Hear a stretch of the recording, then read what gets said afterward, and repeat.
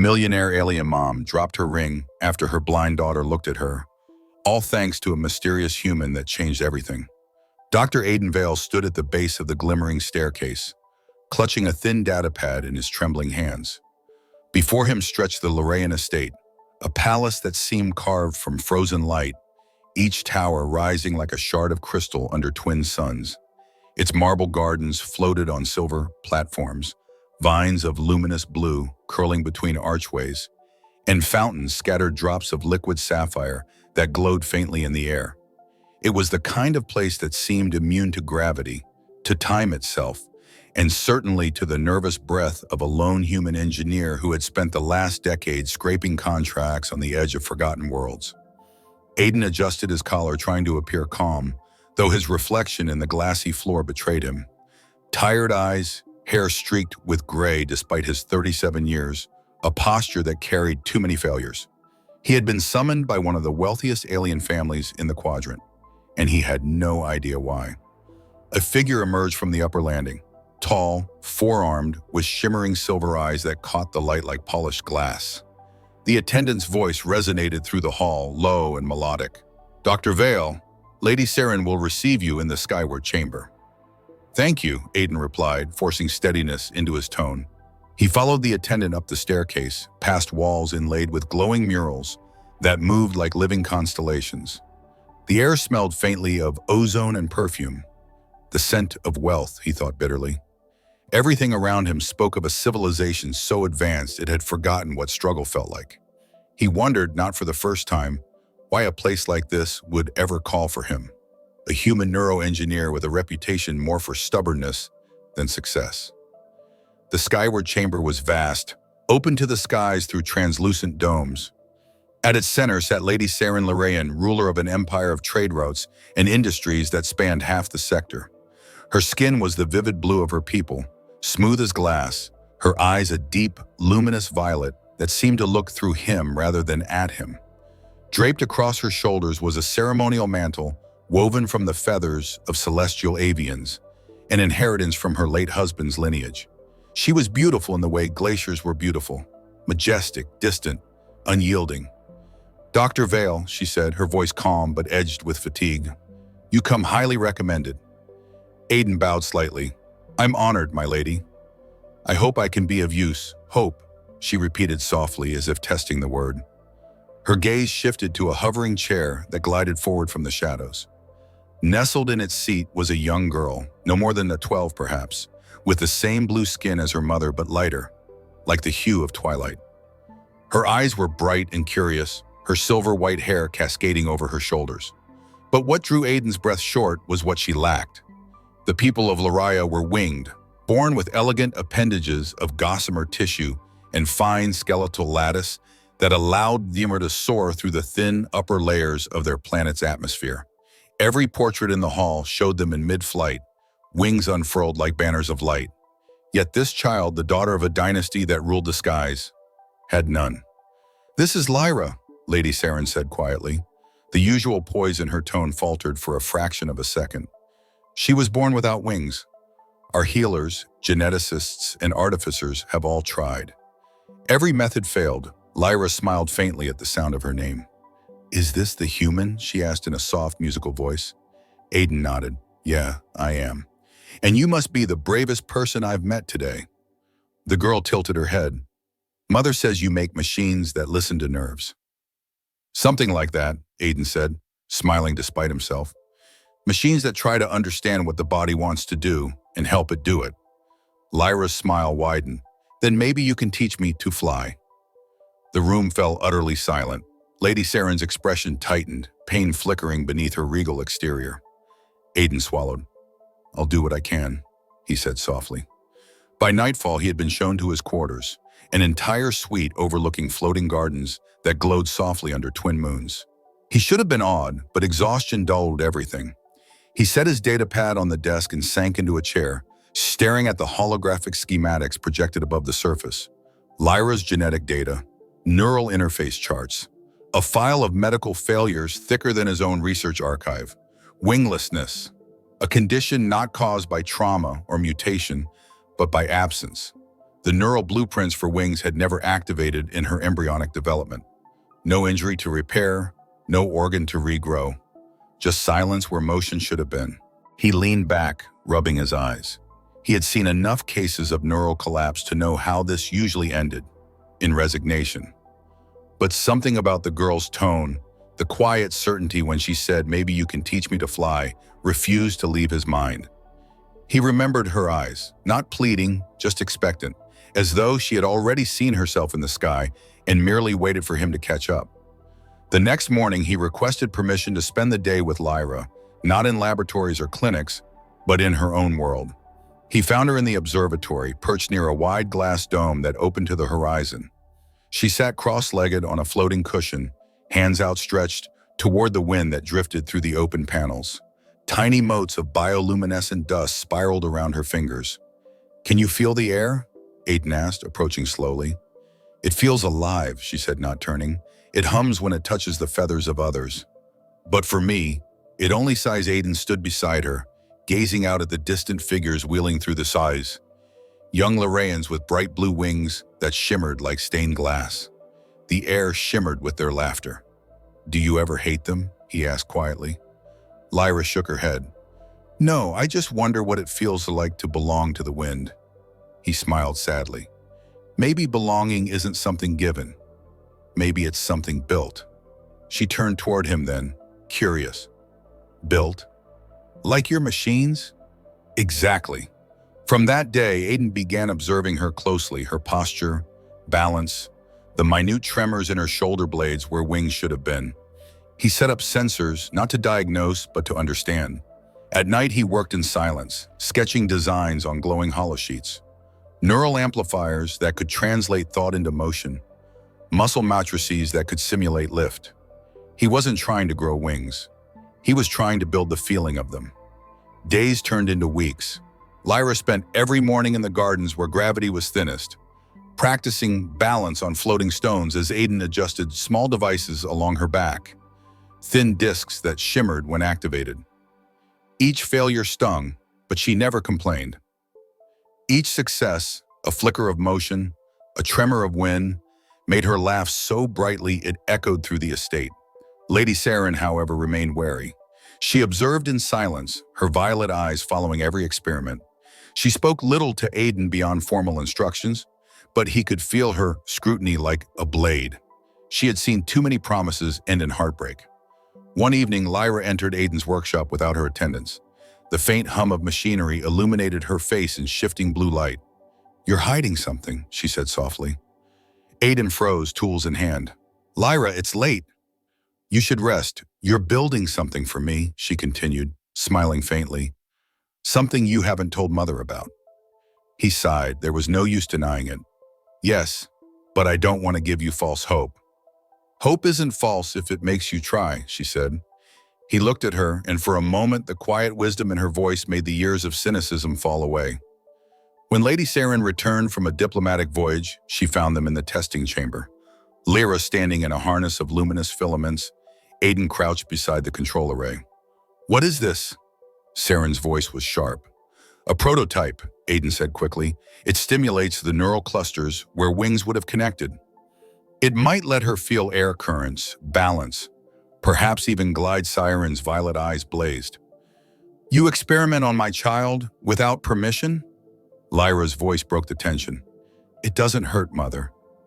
I can feel something, like the air is touching me back." Saren's expression faltered. She knelt beside her daughter, hands trembling. "You feel it?" Lyra nodded, smiling through tears. "It's like the wind is calling my name." Saren turned to Aiden, disbelief and fragile hope warring in her face. "If you harm her, I won't," Aiden said softly. "I promise." From that day, Saren allowed the experiments to continue, under her supervision.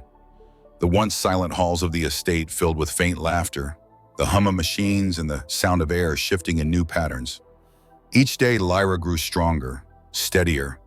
She began to speak of the sky in colors she could now sense through vibrations of air, through the rhythm of her artificial wings. One afternoon under the twin suns, the moment came. Lyra stood on the terrace overlooking the gardens, filaments stretching from her shoulders in faint arcs of light. Aiden adjusted the control frequency, heart pounding. Siren watched from the balcony above, her plate of midday meal untouched in her hands.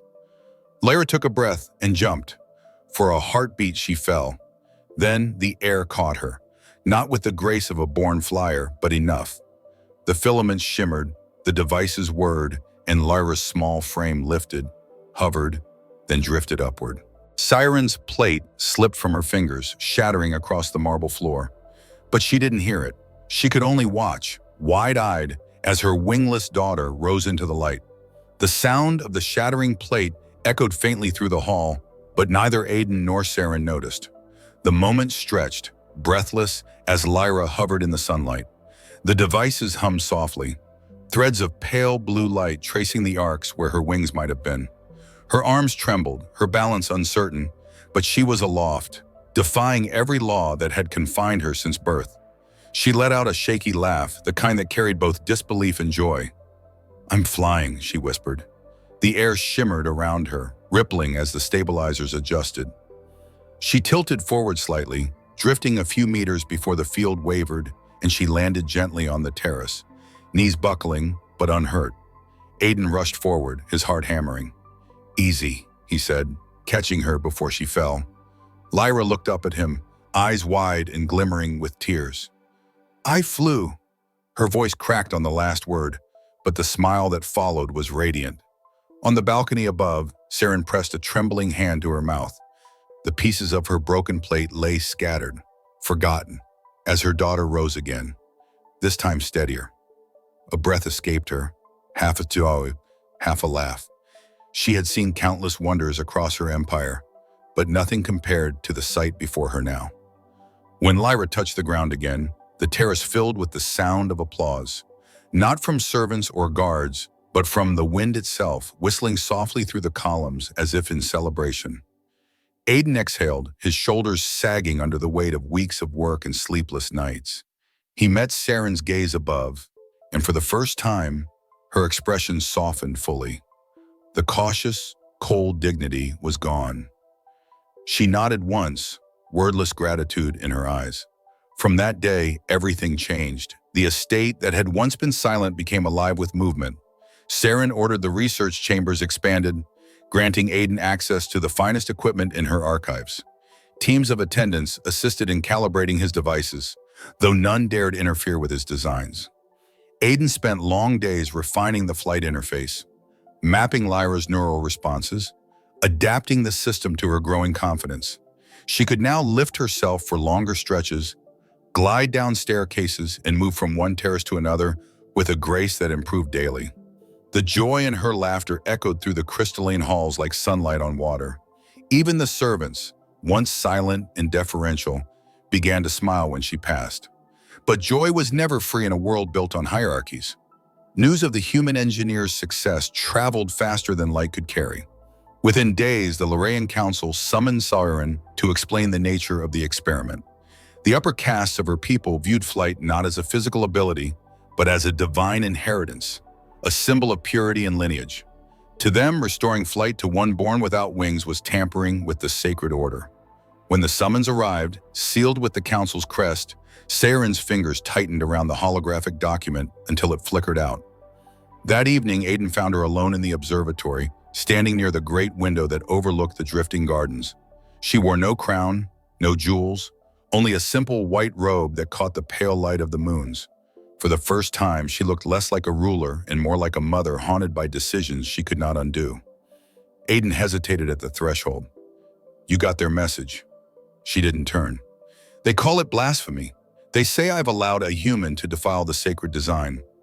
"Do they even understand what we're doing?" he asked quietly. "Understanding has nothing to do with it," she replied, her voice low. "They fear what they cannot control, and they cannot control you." Aiden stepped closer. "I'm not their enemy." She turned then, and her violet eyes met his. "To them, you are. You gave wings to the wingless.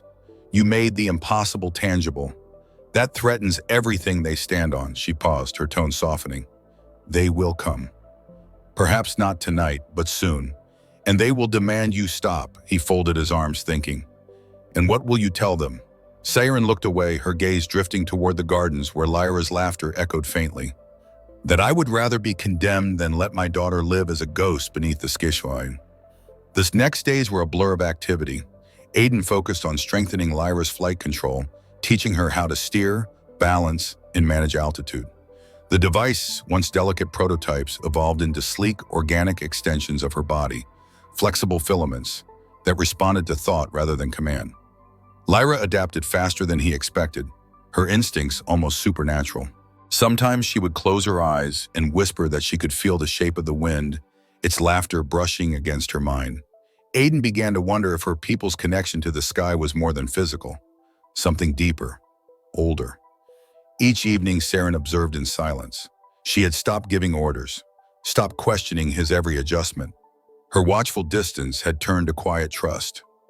Occasionally, he caught her smiling faintly when Lyra landed, breathless and flushed with excitement.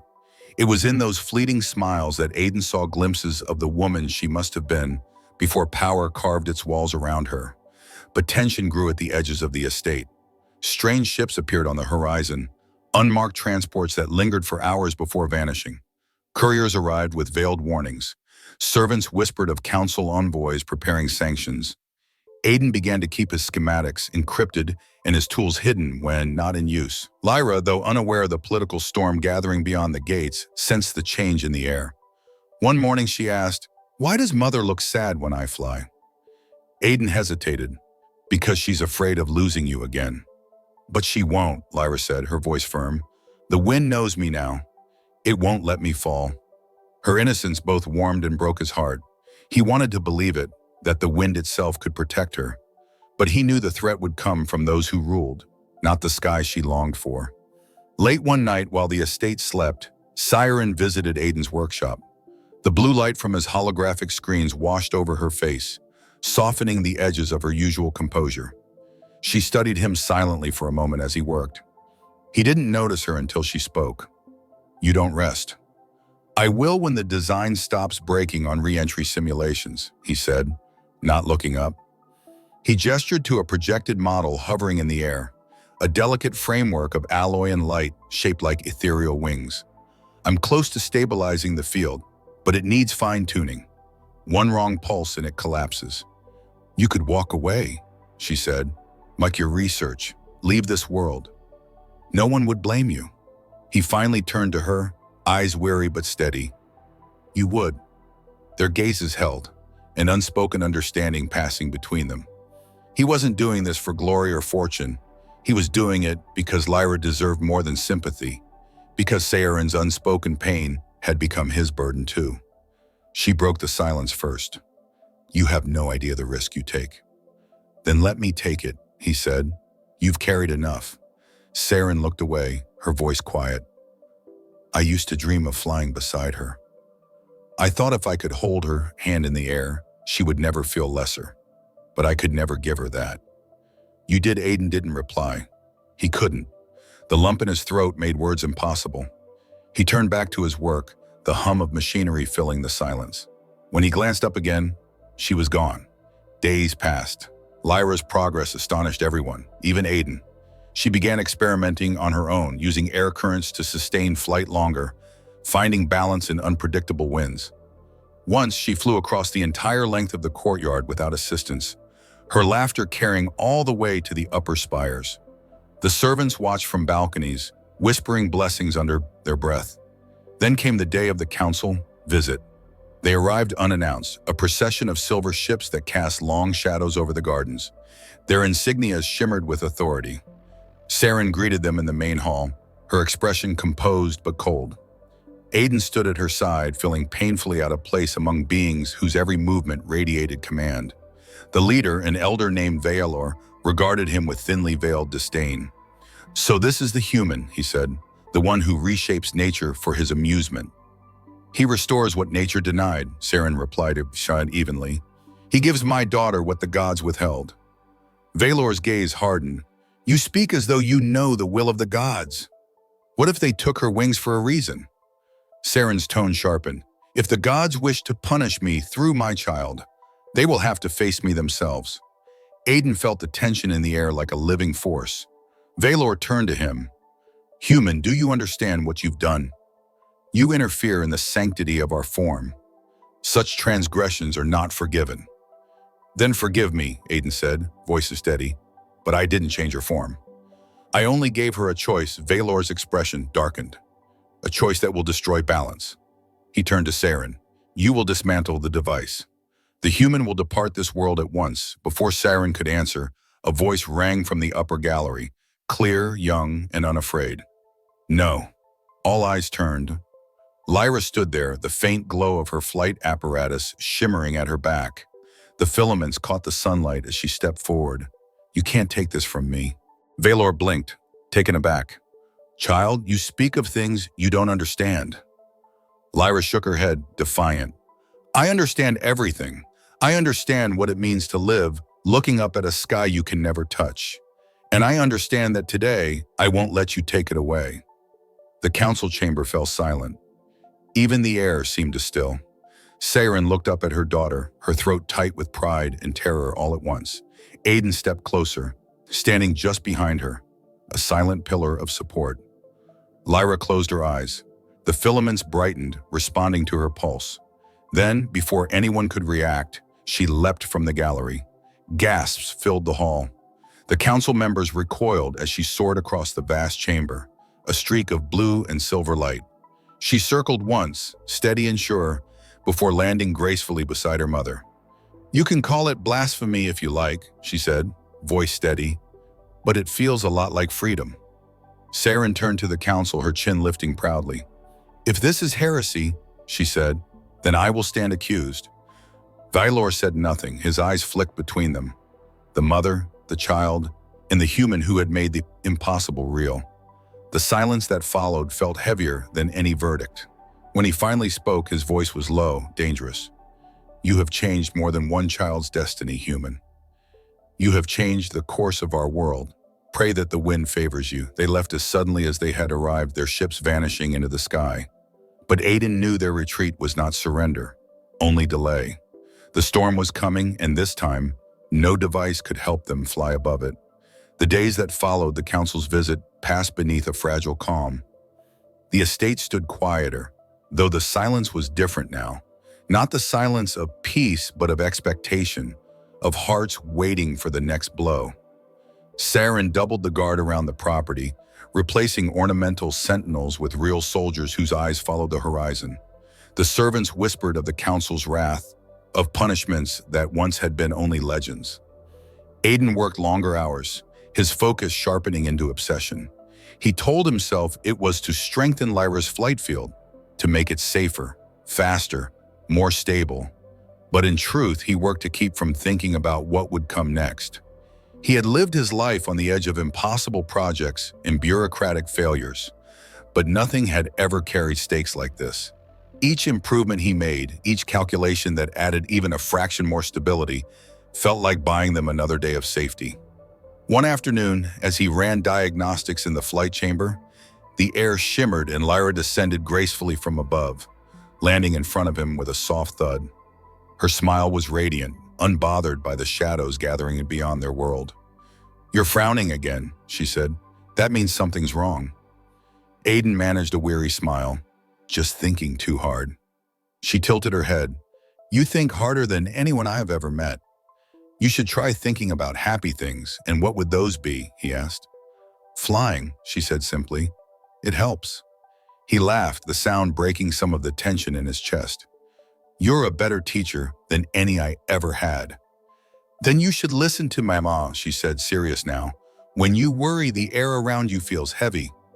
The wind doesn't like it. You should let it breathe.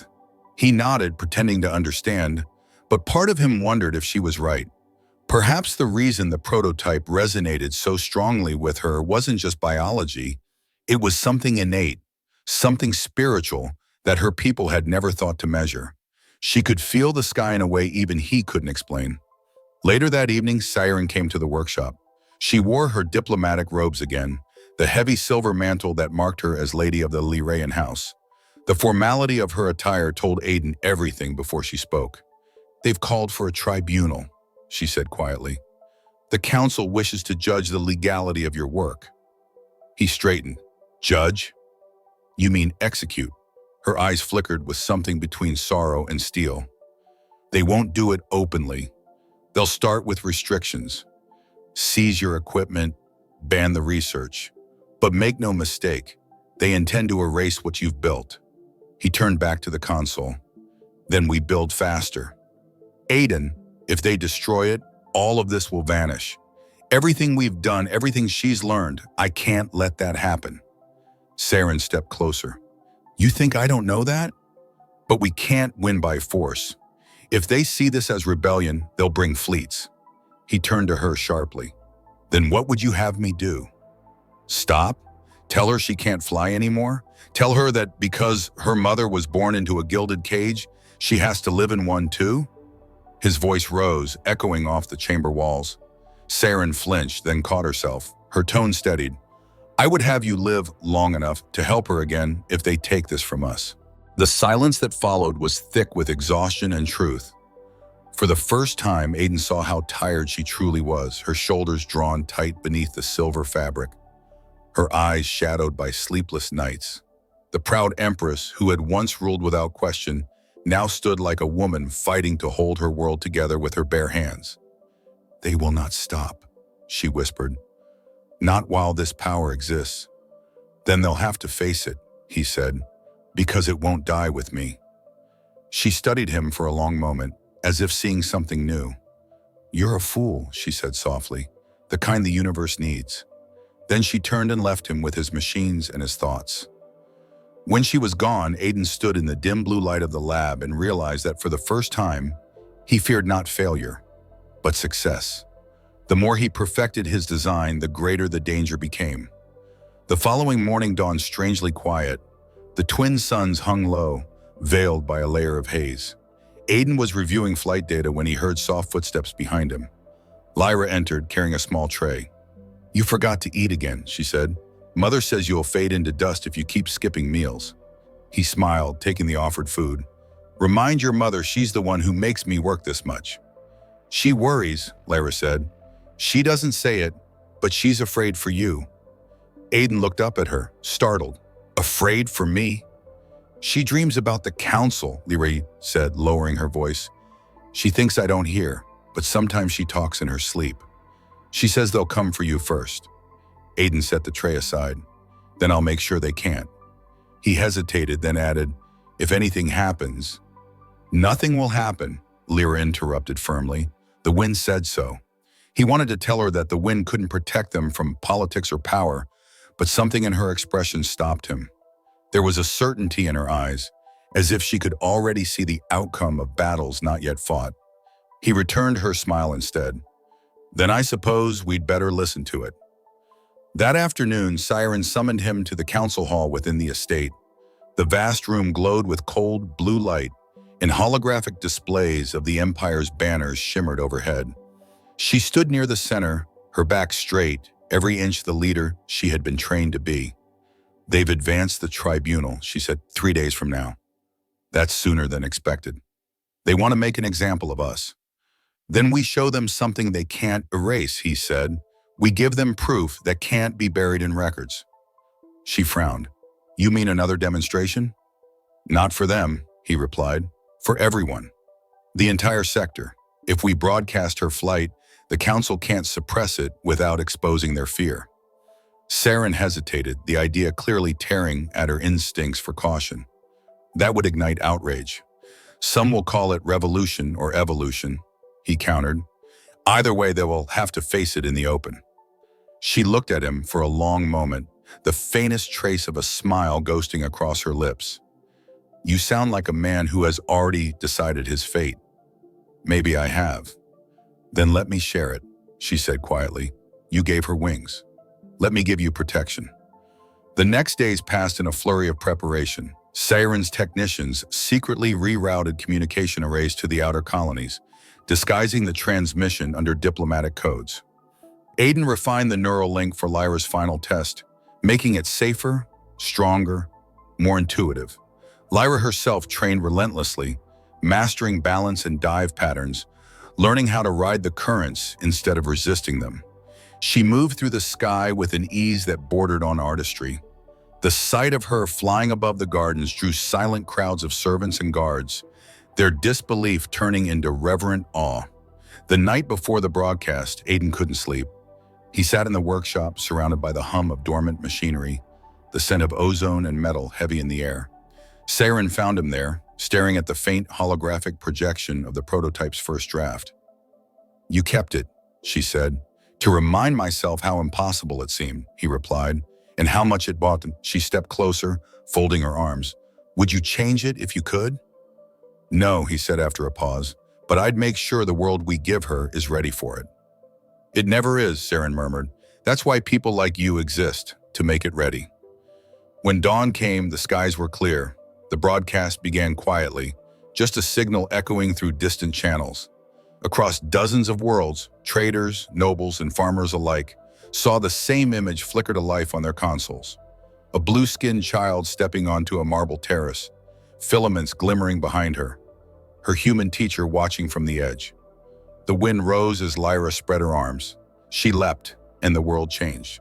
The transmission captured her ascent, the shimmer of light as she lifted higher, her laughter echoing through the feed.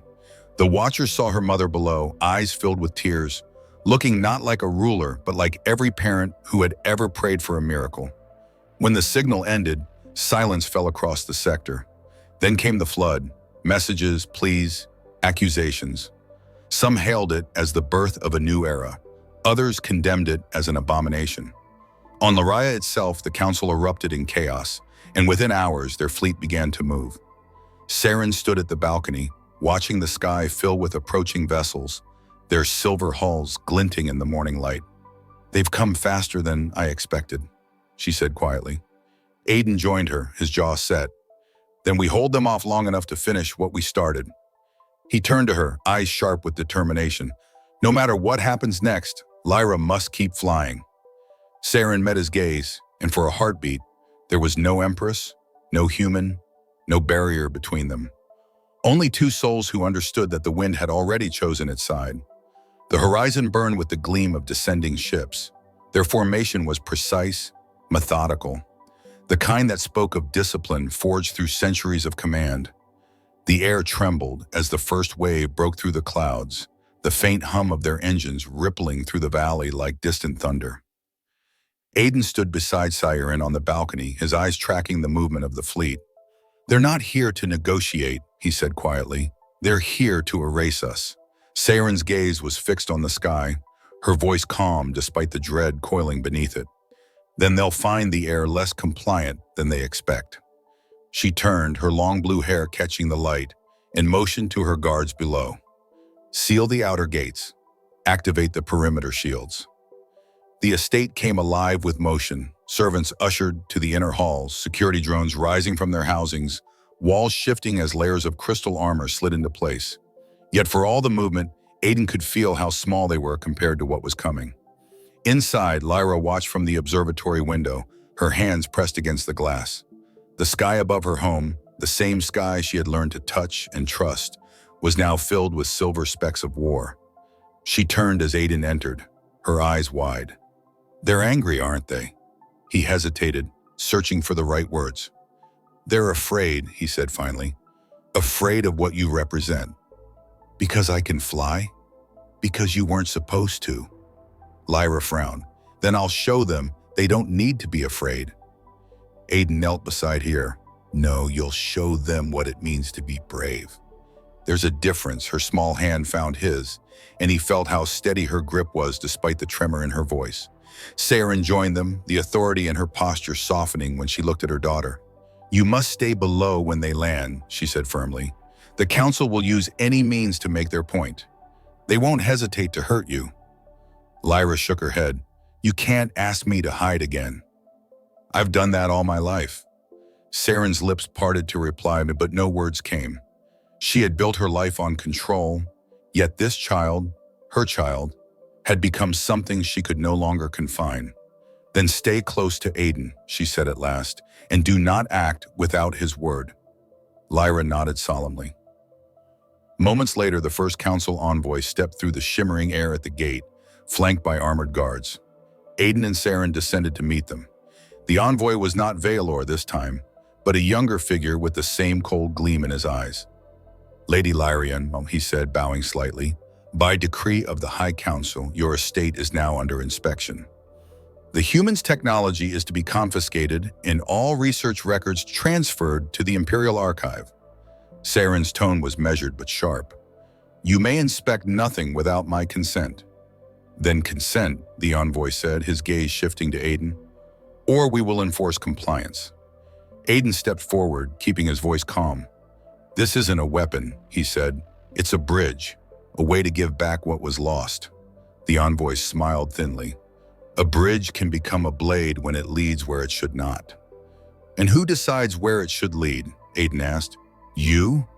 The envoy's expression hardened. "I decide what keeps our people alive. You, human, are a guest on borrowed air." Saren's patience snapped. "Enough. You enter my halls under the courtesy of my name, yet you speak as though it is yours. Leave before I rescind your safety." The envoy's eyes flashed. "You would defy the council's mandate?" "I would defy any law that demands my child crawl when she was born to soar." The envoy gestured, and his soldiers raised their weapons in silent threat. Aiden's pulse quickened, but before he could move, the lights flickered, then dimmed. A low hum filled the air as the estate's shield surged to full power. Saren turned slightly toward him, her voice calm but low. "You know what to do." He nodded and slipped away down the side corridor toward the laboratory. Behind him, voices rose in argument, then the muffled crack of energy discharges echoed faintly. He forced himself not to look back. In the lab, he moved quickly, inputting override codes, transferring his research into encrypted packets. Each pulse of light on the console marked another piece of data secured, another piece of history preserved. But the system was slow, and the tremors running through the estate warned him time was slipping away. He heard footsteps approaching and spun around, ready to defend his work, only to see Lyra standing in the doorway, her eyes blazing. "I'm not hiding," she said before he could speak. "If they take you, they take me too. Lyra, it's not safe." "Neither is flying, but you still taught me." He stared at her, torn between anger and pride. "Your mother told you to stay below." "She told me to stay close to you." He sighed, knowing he could never win an argument with her. "Then help me," he said, pointing to a console. She nodded, moving with surprising precision, entering commands as he called them out. Together they finished the upload, the holographic models and neural maps flickering into the safety of distant storage satellites. The last packet vanished into the void, and the screen went dark. "It's done," she said. "Now what?" He hesitated, then pressed a small device into her hand, a compact control ring shaped like a silver band. "Now you keep this. If anything happens to me, it will activate the flight systems remotely. Promise me you'll use it. Only if you come with me," she said. He didn't answer. The wall beside them shook violently, dust falling from the ceiling. The echo of explosions rolled through the corridor. Alarms blared, their tones merging with the distant sound of shouting. Aiden grabbed Lyra's hand and pulled her toward the lower passage. The air was thick with the tang of ozone and burning metal. They emerged into the inner courtyard just as a section of the outer wall collapsed under a volley of energy fire. Through the breach, Aiden could see the council's soldiers advancing in formation, their armor gleaming beneath the morning sun. At their front stood the envoy, his expression cold and certain. "End this now," he called out. "Surrender the human, and no harm will come to your house." Saren appeared on the balcony above, her voice cutting through the chaos. "My house stands for those who cannot. If harm must come, let it come to me." The envoy raised a hand, and the soldiers aimed their rifles toward the balcony. Aiden's heart clenched. He reached for the activation sequence on his wrist panel. "Stay behind me," he whispered to Lyra. The device on her back shimmered to life, filaments glowing as they extended. The air around them thickened with static. "Aiden," she whispered, fear threading her voice. "Don't be afraid," he said. "The wind always remembers its own." Before the first shot could fire, the air itself seemed to split with light. Lyra leapt upward, the filaments blazing, her body twisting through the caves with a grace that silenced the courtyard. The soldiers faltered, staring in awe as she soared above them, the faint trails of energy spiraling like wings of living light. For a moment, the entire battlefield froze, transfixed by the sight. She was no longer a child. They saw something divine, something that defied every decree written to confine her kind. Saren dropped to her knees on the balcony, hands trembling as tears streamed down her face. "My star," she whispered. Aiden could barely breathe as Lyra circled above, her laughter rising above the thunder of weapons and alarms. The envoy shouted orders, but his voice was lost in the storm of sound and motion. The soldiers fired, but the shots veered wide, deflected by a surge of electromagnetic force radiating from the prototype. Aiden didn't fully understand how it shouldn't have been possible, but somehow Lyra was not only flying, she was controlling the very air around her. When she landed beside her mother, light still shimmered along her skin. Saren reached for her, pulling her close, trembling with awe. "You shouldn't have done that," she said, voice breaking, "but I've never been prouder." Lyra smiled through tears. "They can't stop the wind, Mother." Saren looked up at the approaching soldiers, then down at her daughter.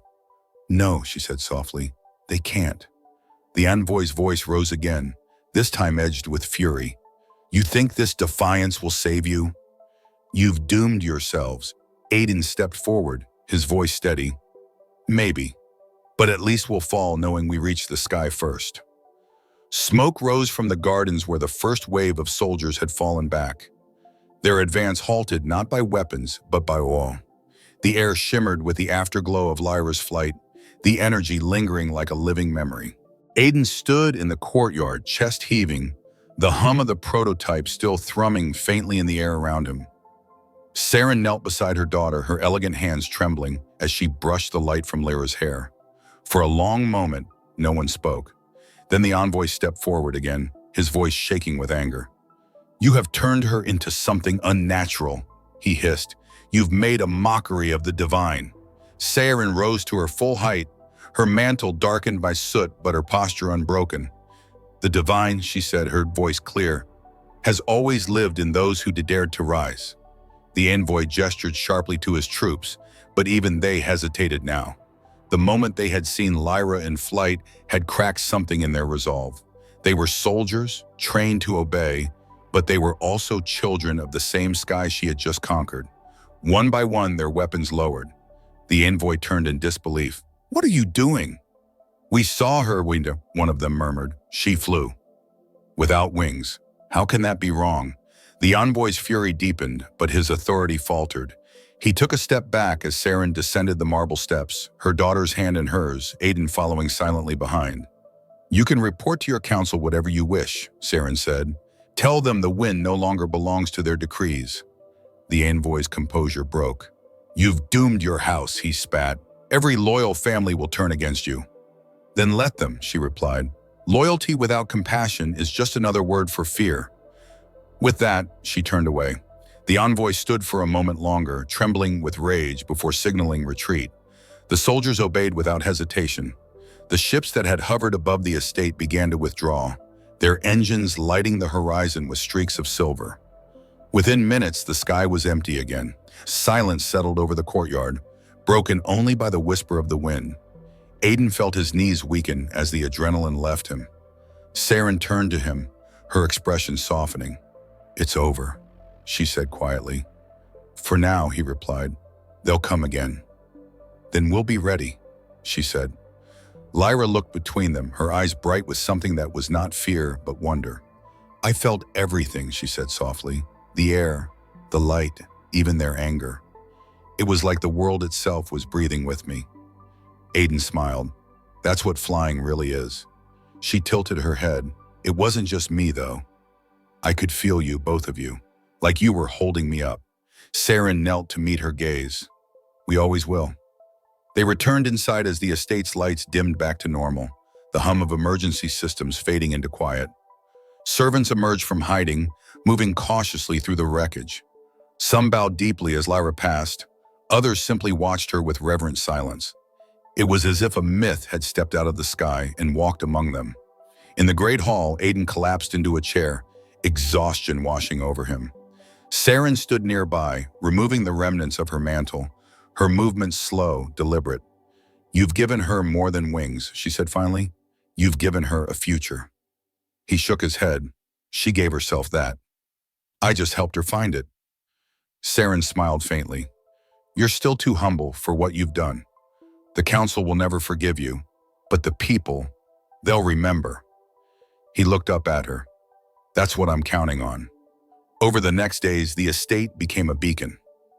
Messages poured in from distant colonies and cities, some in defiance of the council, others begging for guidance. Stories of Lyra's flight spread faster than any official decree could suppress. Families with children born with deformities or defects began to whisper of hope, of healing. Healers from rival houses requested to learn his methods, some in secret, some boldly. Saren coordinated the responses with her usual precision, turning the tide of fear into one of cautious unity. It wasn't victory yet, but it was a beginning. At night, Aiden found himself wandering the silent halls. He paused at the observatory, where Lyra stood alone, her silhouette framed by the stars. The devices along her shoulders glowed faintly, but she no longer needed them to stand tall. "Can't sleep?" he asked. She turned, smiling. "I keep thinking about the sky, how big it is, how much there's left to see." He leaned against the railing beside her. "Then keep looking. You've only just started." She looked up, her expression thoughtful. "Do you think they'll ever forgive us?" He sighed. "Forgiveness comes after understanding, and understanding takes time. But one day, Wes, they will." She nodded slowly, then said, "Mother said you're leaving soon." He hesitated. "She told you that?" "She doesn't want to, but she thinks it's safer. If you're gone, the council can't take you." Aiden's chest tightened. "And what do you think?" "I think the sky belongs to everyone," Lyra said simply. "And that means you too." He laughed softly, shaking his head. "You sound like your mother." "That's because she listens to you," Lyra said, "even when she pretends not to." He stayed silent, watching her turn back toward the stars. The child who had once been confined to shadow now gazed upward like a being carved from light. For the first time in years, Aiden felt the ache of purpose satisfied, but also the pull of parting. The world would need time to catch up to what they had begun, and he had no illusions about how dangerous that would be. Still, he knew he couldn't stay hidden forever. He had work to continue, and others who needed him. The next morning, he met Saren in the courtyard. The scars of battle still marked the marble, but the fountains had been repaired, their waters running clear again. She stood at the edge of the garden, her hair lifted gently by the breeze. "You're really going," she said quietly. "It's safer this way. For her, for you." "You think I care about safety now?" she said, turning to face him. "After all this?" "You care because you have to," he replied. "Because you're her mother." She sighed, her gaze softening. "And you? What will you be now?" He smiled faintly. "A scientist. A fool. Maybe both." She stepped closer, her violet eyes glimmering in the morning light. "You changed more than her. You changed me, and perhaps that's what frightens them most." He wanted to say something that could carry all the weight of gratitude, of connection, of unspoken feeling, but words failed him. So instead, he reached out, taking her hand gently. "She's the future," he said. "Guard her well." Saren squeezed his fingers once before letting go. "And you," she said, "don't stop creating futures." Lyra joined them then, carrying a small box wrapped in silver thread. "I made this for you," she said, holding it out. Inside was a piece of her old prototype, a single filament, coiled neatly, still faintly glowing. "So you don't forget what the wind sounds like." Aiden laughed softly, his throat tight. "I could never forget." He knelt and pulled her into a hug. "Keep flying, Lyra." No matter what they say, she hugged him back fiercely. "Only if you promise to keep looking up. Always." By midday, the transport waited at the edge of the landing field. The sky above was bright, unmarred by fleets or fire. Aiden turned one last time. Saren stood beside her daughter, their silhouettes framed by the glowing spires of the estate. The wind stirred, carrying the faintest echo of laughter, Lyra's laughter, across the field. He smiled, then boarded the ship. As the engines lifted him from the ground, the estate grew smaller below, a crystalline memory set against the endless blue. He pressed his hand to the window, watching as Lyra ran into the open air and rose, this time not with the help of machinery, but with the natural rhythm she had made her own. She soared higher, wings of light unfurling in perfect arcs, and for a moment the entire sky seemed to shimmer around her. Saren looked up, her face tilted toward the sun, and Aiden knew that everything they had fought for had taken root in that single miraculous flight. The ship turned toward the horizon, carrying him into the vast expanse beyond. Behind him, the world he had changed continued to rise. One heartbeat, one flight, one breath of wind at a time. The age of wingless skies was over, and in its place began a world where no child would be told they were born to crawl when they were meant to soar.